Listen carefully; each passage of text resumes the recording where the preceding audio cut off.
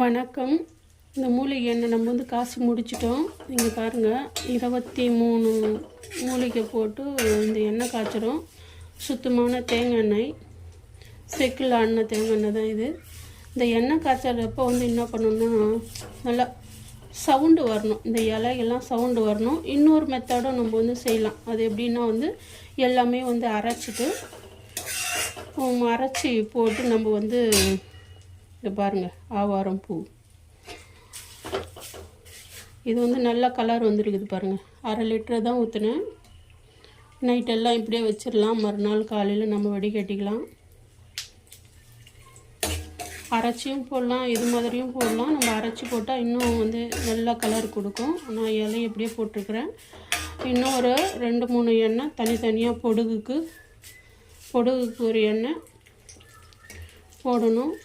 அதுவும் வந்து நான் வந்து வேறு ஒரு வீடியோவில் போடுறேன். வீடியோ பார்த்ததுக்கு ரொம்ப நன்றி. வீடியோ ஷேர் பண்ணுங்கள். வணக்கம்.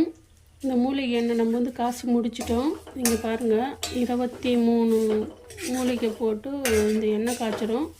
சுத்தமான தேங்காய் எண்ணெய், செக்கில் ஆடின தேங்காய் எண்ணெய் தான் இது. இந்த எண்ணெய் காய்ச்சறப்போ வந்து என்ன பண்ணணும்னா, நல்லா சவுண்டு வரணும். இந்த இலைகள்லாம் சவுண்டு வரணும். இன்னொரு மெத்தடும் நம்ம வந்து செய்யலாம். அது எப்படின்னா வந்து எல்லாமே வந்து அரைச்சிட்டு அரைச்சி போட்டு நம்ம வந்து இதை பாருங்கள், ஆவாரம் பூ இது வந்து நல்ல கலர் வந்துருக்குது பாருங்கள். 1/2 லிட்டர் தான் ஊற்றுனேன். நைட்டெல்லாம் இப்படியே வச்சிடலாம். மறுநாள் காலையில் நம்ம வடிகட்டிக்கலாம். அரைச்சியும் போடலாம், இது மாதிரியும் போடலாம். நம்ம அரைச்சி போட்டால் இன்னும் வந்து நல்ல கலர் கொடுக்கும். நான் இலையை எப்படியே போட்டிருக்கிறேன்.